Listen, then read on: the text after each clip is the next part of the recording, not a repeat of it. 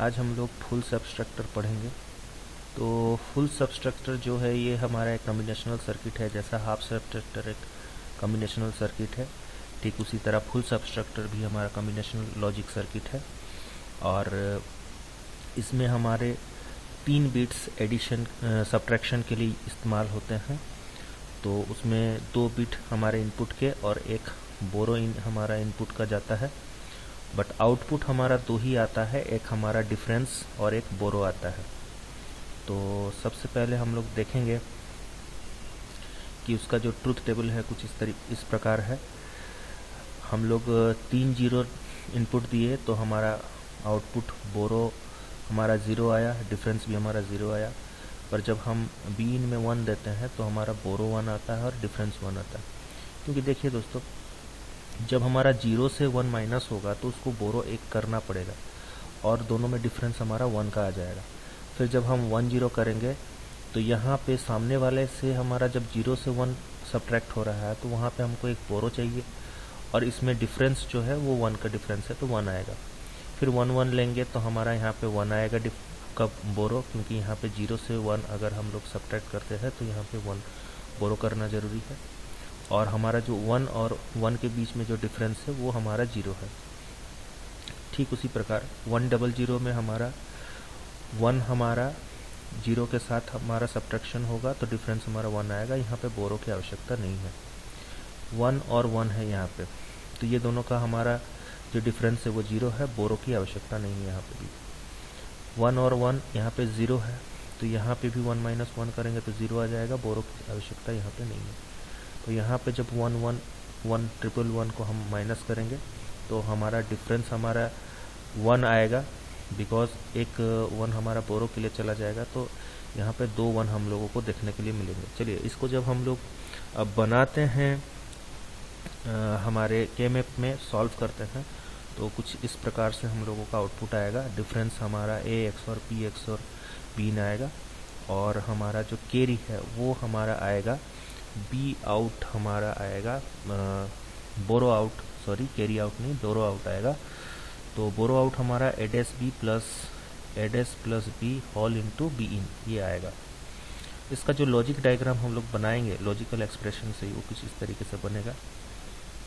हमने आप लोगों का दोस्तों समय बचाने के लिए हमने इसको बना ही लिया, और यहाँ पे कुछ छोटा छोटा चीज़ें आप लोगों को हम लोग यहाँ पे दिखा सकते हैं। जैसे कि सपोज ये हम लोगों का एक स्विच है और इस स्विच को हमें टर्न करना है। तो इसे टर्न करने के लिए हम लोग क्या करेंगे, इस सेक्शन में क्लिक करेंगे, रोटेट टू राइट, इस तरीके से करने के लिए हम यहाँ पे एक बार क्लिक करेंगे, इसको सिलेक्ट करेंगे तो ये ऐसे दोस्तों रोटेट हो जाता है।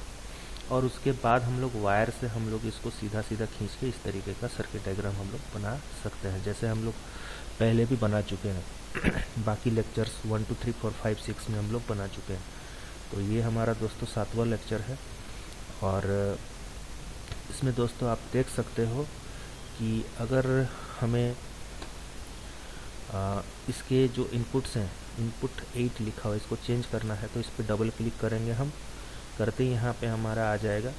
और इस पे सपोज मुझे ए लिखना है कैपिटल में, तो ए जैसे ही हम लिख के ओके करेंगे तो यहाँ पे देखिए दोस्तों ए आ गया। तो ये ऐसे कुछ हम लोग इम्प्लीमेंटेशन यहाँ पे कर सकते हैं दोस्तों। अब हम लोग इसको स्टिमुलेट करते हैं आउटपुट चेक कराने के लिए। देखिए दोस्तों, ये हम लोगों ने स्टिमुलेट किया 0 0 पे, देखिए हम लोगों का ठीक उसी प्रकार डिफरेंस और हमारा बोरो में नहीं आया आउटपुट। और फिर हमने क्या किया, बीन में हमने 1 दी तो हम लोगों का डिफरेंस और बोरो 1 1 आया। फिर हमने यहाँ पे बी में 1 दिया तो भी हमारा 1 1 आया, जिस प्रकार से हम लोग का ट्रूथ टेबल था। और फिर हम लोगों ने यहाँ पे और यहाँ पे दोनों जगह 1 दिया, जो हमारा यहाँ पे वैल्यू जिस प्रकार आना चाहिए था यहाँ पे, ये दोनों पे हम लोगों ने 1 दिया तो हम लोग का बोरो पे 1 आया। नेक्स्ट हम लोग 1 0 0 देंगे तो 1 0 0 पे हमारा डिफरेंस 1 आ रहा है। फिर हम लोगों का 1 0 1 करते हैं तो 1 0 1 पे हमारा किसी में भी नहीं आएगा आउटपुट। इसके बाद फिर ए में 1 और बी में 1 करते हैं तो इससे में भी हम लोगों का आउटपुट नहीं आएगा दोस्तों। अब फिर 111 करते हैं तो 111 में दोनों में आउटपुट आ रहा है। तो इस प्रकार हम लोगों का ये वेरीफाइड हो गया दोस्तों फुल सबट्रैक्टर सर्किट। और इस लेक्चर में हम लोगों का जो कंटेंट है, जैसे कि आपको देखना है कि फिर से हमारा टाइमिंग डायग्राम क्या है। तो टाइमिंग डायग्राम कुछ इस प्रकार से है दोस्तों।